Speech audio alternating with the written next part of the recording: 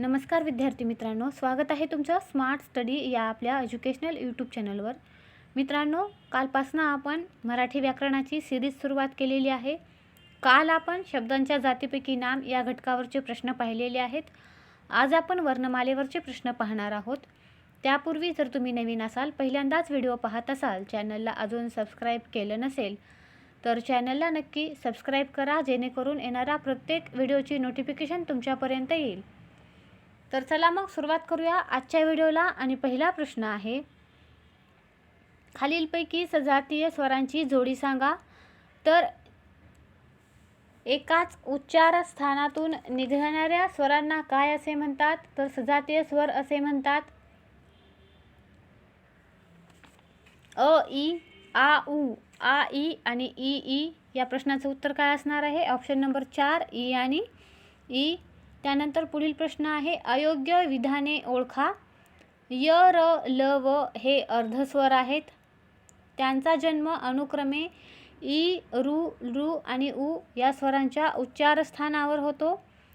त्यांचा खरा क्रम य, व, र, ल असा आहे आणि अर्धस्वर व्यंजनाचाच एक प्रकार आहे।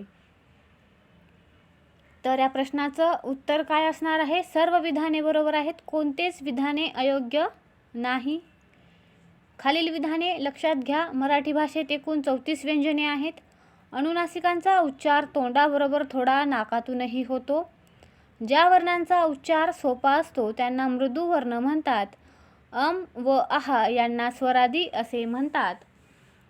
तर ऑप्शन दिलेले आहेत, अ व ब बरोबर, क व ड बरोबर आणि सर्व बरोबर।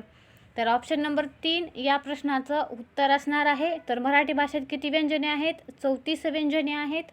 अनुनासिकांचा उच्चार तोंडाबरोबर थोडा नाकातूनही होतो। ज्या वर्णांचा उच्चार सोपा असतो त्यांना काय म्हणतात? मृदू वर्ण म्हणतात। आणि अम, आह हे दोन काय आहेत? स्वरादी आहेत। ड आणि ढ ही कोणती व्यंजने आहेत ती ओळखा। तर ड आणि ढ ही मृदू व्यंजने आहेत। मित्रांनो, नेहमी परीक्षेला विचारला जाणारा प्रश्न म्हणजे कठोर, मृदू आणि अनुनासिक। तर लक्षात कसं ठेवायचं? क, च, ट, त आणि प। तर क, ख कठोर, ग, घ मृदू आणि य अनुनासिक। त्यानंतर च, छ कठोर, ज आणि झ काय? मृदू आणि हे त्र काय? अनुनासिक। ट, ठ कठोर, ड, ढ मृदू, न अनुनासिक।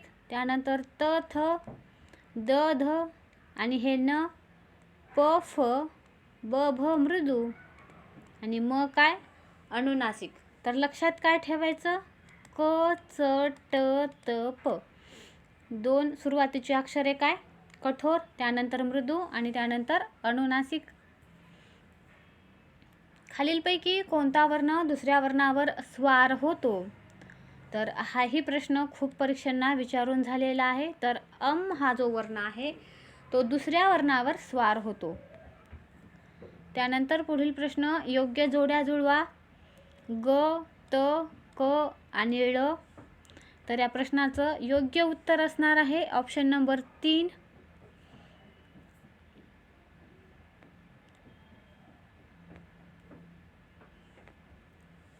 तर ग काय म्हणता येईल? स्वतंत्र उभा दंड असणारा वर्ण। त,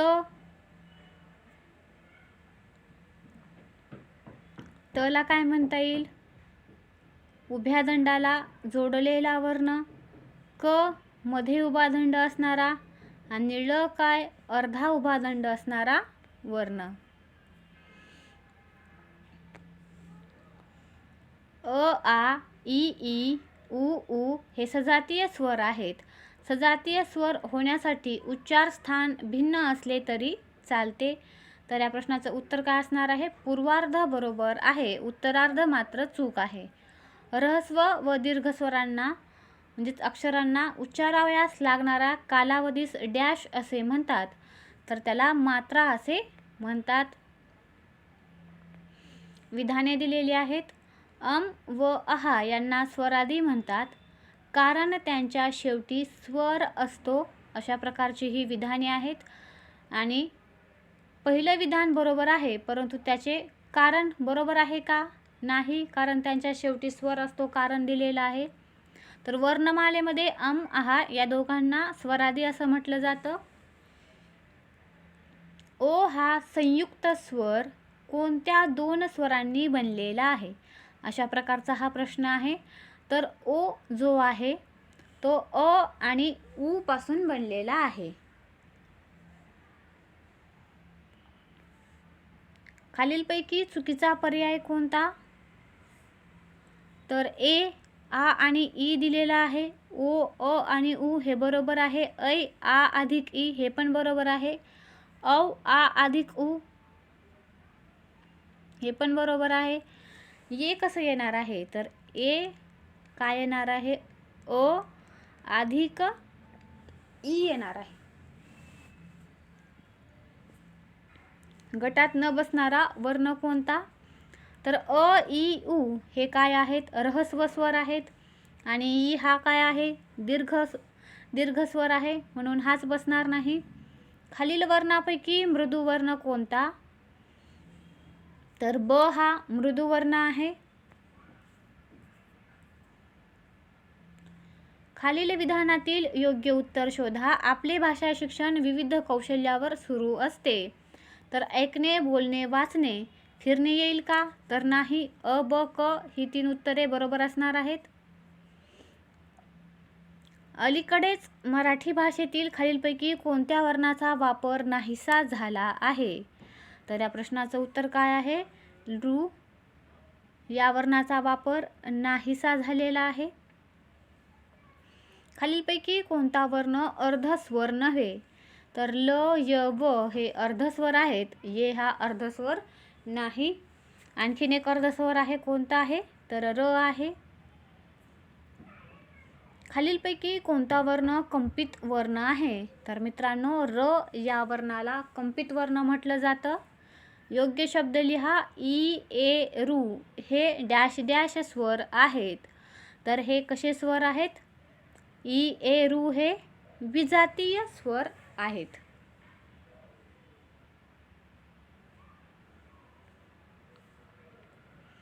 खालीलपैकी कोणत्या अक्षराला स्वतंत्र उभा दंड आहे? तर कोणत्या अक्षराला स्वतंत्र उभा दंड आहे? तर ग या अक्षराला स्वतंत्र उभा दंड आहे. खालीलपैकी इंग्रजी स्वरांची जोडी कोणती? तर ॲ आणि ऑ हे नवीन समावेश झालेले इंग्रजी स्वर आहेत. खालीलपैकी संयुक्त स्वरांचा गट निवडा. तर ए, ओ आणि औ हे संयुक्त स्वर आहेत. खालीलपैकी फक्त ऱ्हस्व स्वरांचा गट कोणता? ऱ्हस्व स्वर विचारलेले आहेत. तर अ, ई आणि उ हे ऱ्हस्व स्वर आहेत. खालीलपैकी कठोर वर्णांचा गट कोणता? तर कठोर वर्ण कोणते आहेत? क, ट आणि प.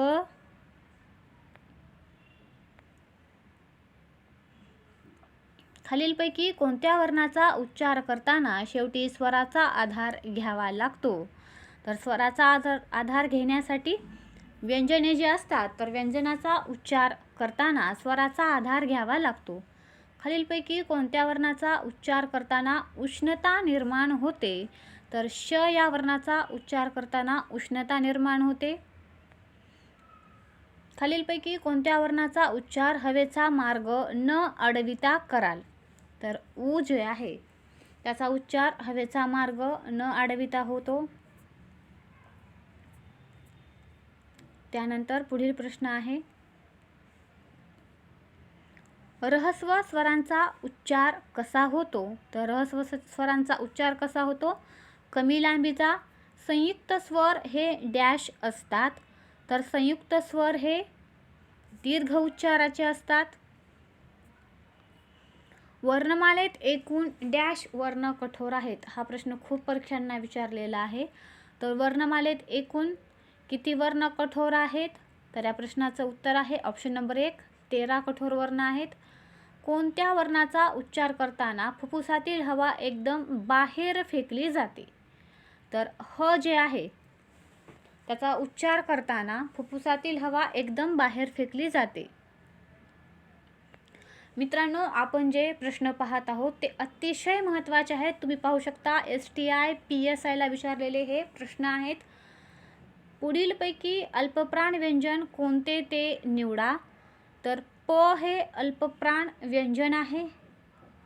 महाप्राण आणि अल्पप्राण यामध्ये स आणि च चा अपवाद आहे. स हे महाप्राण आहे आणि च हे अल्पप्राण आहे. पुढील स्वर जोड्यातून सजातीय स्वर जोडी ओळखा. तर उ आणि उ हे काय आहेत? सजातीय स्वर आहेत. पुढीलपैकी महाप्राण व्यंजन ओळखा. तर महाप्राण कशाला म्हणतात? ह या अक्षराला म्हणतात, वर्णाला. पुढील अक्षरातील व्यंजन ओळखा. तर य हे व्यंजन आहे. हे 3 काय आहेत? स्वर आहेत. पुढीलपैकी स्पर्श व्यंजने कोणती आहेत? मी तुम्हाला आत्ता सांगितलं की एकूण 25 हे स्पर्श व्यंजने आहेत. त्यापैकी क, च, ट, त, प हा जो गट आहे याला स्पर्श व्यंजने असे म्हणतात. कठोर सुरुवातीचे 2, त्यानंतरचे मृदू, त्यानंतरचे अनुनासिक. तर पुढीलपैकी स्पर्श व्यंजने कोणती आहेत असा हा प्रश्न आहे. च आणि छ ही स्पर्श व्यंजने आहेत. मराठी वर्णमालेमध्ये एकूण किती महाप्राण म्हणून मानले जातात? तर एकूण 14 महाप्राण म्हणून मानले जातात. व्यंजनांना अक्षरत्व येण्यासाठी काय करावे? तर व्यंजन व स्वर यांचं एकत्रीकरण करावं लागतं व्यंजनांना अक्षरत्व येण्यासाठी. पुढीलपैकी कठोर व्यंजन कोणते? तर कठोर व्यंजन कोणतं असणार आहे? च. ज्ञ हे व्यंजन खालीलपैकी कोणत्या व्यंजनापासून संयुक्तरित्या तयार झाले आहे? तर हे द, न, य यापासून तयार झालेले आहे. मात्रा म्हणजे काय? तर मात्रा म्हणजे अक्षरांचा किंवा स्वरांचा उच्चार करावयास लागणारा कालावधी याला मात्रा असे म्हणतात. खालीलपैकी कोणता अनुनासिक वर्ण प वर्गातील आहे? तर प वर्गातील कोणता आहे? म. पुढीलपैकी उष्म वर्ण कोणते? तर श, स आणि स यांना उष्मे म्हणतात. त्याबरोबरच यांना आणखीन एक नाव आहे घर्षक. पुढीलपैकी स्वर कोणत्या प्रकारचा आहे? स्वर कोणता आहे? ए. तर हा संयुक्त स्वर आहे. ए, ऐ, ओ आणि औ यांना संयुक्त स्वर असं म्हणतात. अ आणि ब गटातील जोड्या विसंगत आहेत, मात्र पर्यायात उत्तरात 4ही जोड्या योग्य व सुसंगत असणारे एक उत्तर योग्य आहे. ते कोणते? शेवटी उभा दंड असणारी व्यंजने कोणती आहेत? शेवटी उभा दंड असणारी व्यंजने ग आणि न. अर्धा दंड असणारी पण अर्धी होऊ न शकणारी कोणती आहेत? सॉरी, इथं थोडंसं मिस्टेक झाली की शेवटी उभा दंड असणारी व्यंजने कोणती आहेत? शेवटी उभा दंड असणारी ख आणि घ आहेत. अर्धा दंड असणारी पण अर्धी न होऊ शकणारी कोणती आहेत? ट आणि ठ. शेवटी स्वतंत्र उभा दंड असणारी, फरक आहे शेवटी उभा दंड असणारी आणि स्वतंत्र. लक्षात ठेवा, चुकण्याची जास्त शक्यता आहे. स्वतंत्र उभा दंड ग आणि न यांना स्वतंत्र उभा दंड आहे आणि मध्ये उभा दंड असणारी कोणती आहेत? क आणि फ. या प्रश्नाचं उत्तर काय असणार आहे? Option number 2. श व ज्ञ या वर्णांना वर्णमालेत स्थान देणारे कोण आहे? तर सबनीस आहेत. अम, अहा यांना व्याकरणात काय म्हटले जाते? तर अम, अहा यांना व्याकरणात स्वरादी म्हटले जाते. खालीलपैकी महाप्राण व्यंजने ओळखा. ख, फ आणि ध ही महाप्राण व्यंजने आहेत. पुढे दिलेल्या वर्णातील महाप्राण वर्ण ओळखा. तुम्ही पाहू शकता अल्पप्राण, महाप्राण यावरती किती प्रकारचे प्रश्न विचारण्यात आलेले आहेत. तर थ हे महाप्राण आहे. तुमची अल्पप्राण आणि महाप्राण ही संकल्पना क्लिअर करू. अल्पप्राण. आता क आहे, क ला आपण कसं लिहितो, के किंवा के ये, याला अल्पप्राण म्हणायचं. आणि महाप्राण जेव्हा आपण उच्चार करतो तर खचा आपण फोड कसं लिहितो, कसं इंग्लिशमध्ये, के एच, शेवटी ह येतं, ख उच्चार आपण असा करतो, त्याला महाप्राण म्हणतो. याच्यामध्ये फक्त स आणि च या दोघांचाच अपवाद आहे, हेही लक्षात ठेवा. त्यानंतर पुढील प्रश्न, दिलेल्या पर्यायातून स्पर्श व्यंजने ओळखा. तर तुम्हाला मी आत्ताच सांगितलं की स्पर्श व्यंजने हे 25 आहेत. तर ध, पुढील विधाने वाचा. ढ आणि फ ही महाप्राण व्यंजने आहेत. स आणि ख ही अल्पप्राण व्यंजने आहेत. त, थ ही कठोर व्यंजने आहेत. तर या प्रश्नाचं उत्तर काय असणार आहे? फक्त ब चूक. स आणि ख ही अल्पप्राण व्यंजने आहेत का? तर नाही. मी तुम्हाला आत्ताच सांगितलं की स आपण लिहिताना यस किंवा एस ए असं लिहितो, पण हा अपवाद आहे, महाप्राण. ट्रिक लक्षात ठेवा तुम्ही. सच, सच, स म्हणल्यानंतर अल्पप्राण आणि स म्हणल्यानंतर महाप्राण. खालील व्यंजन गटातील महाप्राण व्यंजनांचा गट ओळखा. तर तो गट असणार आहे ख, घ, छ आणि च. यरलवला आपण अर्धस्वर म्हणतो. अ, आ, इ, उ हे स्वर आहेत. त, ट, प आणि च हे काय आहेत? अल्पप्राण आहेत. खाली काही स्वर दिले आहेत, त्यातील काही संयुक्त स्वर आहेत ते दाखविण्याची सोय पर्यायी उत्तरातून शोधा. अशा प्रकारचा हा प्रश्न आहे. तर या प्रश्नाचं उत्तर असणार आहे ऑप्शन नंबर 4, ड आणि ई. संयुक्त स्वर ए, ऐ आणि ओ, औ यांची फोड पण विचारली जाते वारंवार परीक्षेला, तेही लक्षात ठेवा. मराठी वर्णमालेत किती अर्धस्वर आहेत? तर किती अर्धस्वर आहेत? 4. आणि कोणते असं विचारल्यानंतर य, र, ल आणि व. जोड्या लावा. तर या प्रश्नामध्ये रहस्व स्वर कोणते आहेत? अ आणि ई. संयुक्त स्वर कोणते आहेत? ये आणि औ. सजातीय स्वर कोणते आहेत? अ आणि आ. आणि अर्धस्वर कोणते आहेत? य आणि र. म्हणजे आपल्या प्रश्नाचं उत्तर काय असणार आहे? Option number 3. वाचा व बरोबर असलेला पर्याय निवडा. ट, ठ, प, फ ही मृदू व्यंजने आहेत. ग, घ, ब, भ ही कठोर व्यंजने आहेत. न, य, म, न ही अनुनासिके आहेत. अशा प्रकारचा हा प्रश्न आहे. तर याचं उत्तर काय असणार आहे? तर ऑप्शन नंबर 3 म्हणजे केवळ क बरोबर आहे. अ आणि ब ही चूक आहेत.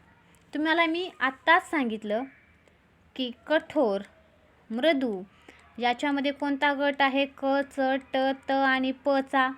पहिली 2 कठोर आहेत, दुसरी 2 काय आहेत? मृदू आहेत आणि शेवटचा अनुनासिक आहे. तर मृदू व्यंजनामध्ये प, फ, ट येणार आहे का? ट तुम्ही इथं पाहू शकता कठोरमध्ये आहे. हा ऑप्शन चुकला, हे वाक्य चुकलं. त्यानंतर भ ही कठोर व्यंजने आहेत. आता प चा जर आपण विचार केला, प, फ, ब आणि भ, तर भ हे काय येणार आहे? मृदू येणार आहे आणि इथं कठोर दिलेलं आहे, म्हणून ते पण चुकीचं आहे. क, च, ट, त, प या गटातील व्यंजनांना काय म्हणतात? तर तुम्हाला मी आत्तापर्यंत 3 ते 4 वेळेस सांगितलं आहे की क, च, ट, त, प या गटातील व्यंजनांना स्पर्श व्यंजने म्हणतात, जी की एकूण किती आहेत? 25.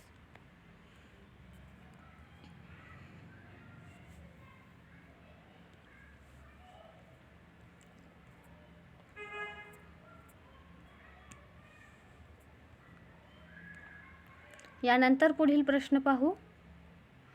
वर्णमालेमध्ये पुढीलपैकी कोणता वर्णाक्षर लुप्त होण्याच्या मार्गावर नाही म्हटलेला आहे?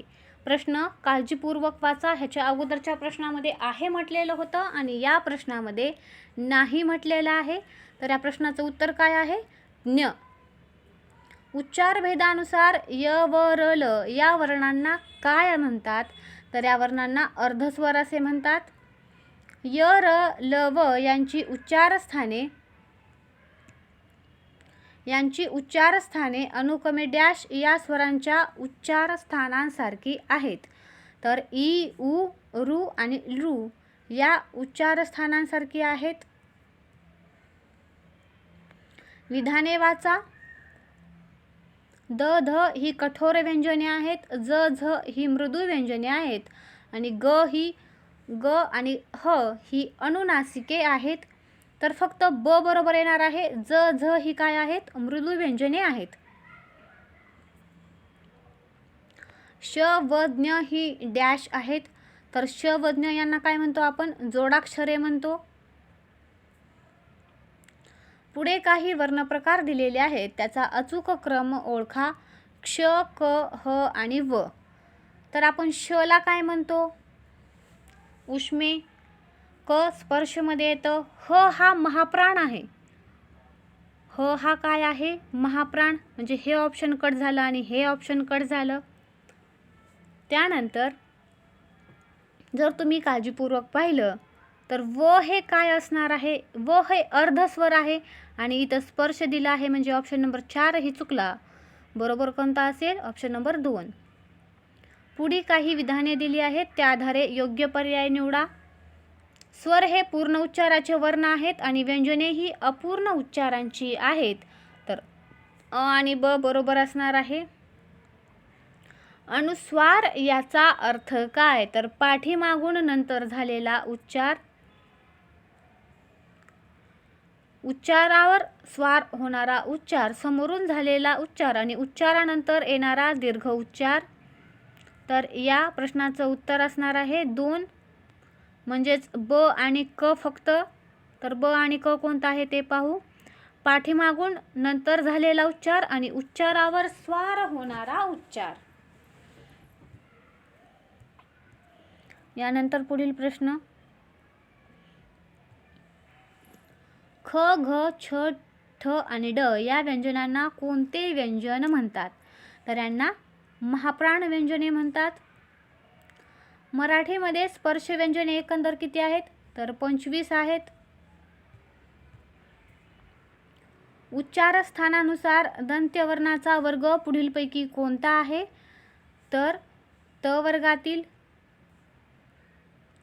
क, च, ट, त, प हे परंपरागत व्यंजनध्वनी कोणत्या प्रकारात मोडतात?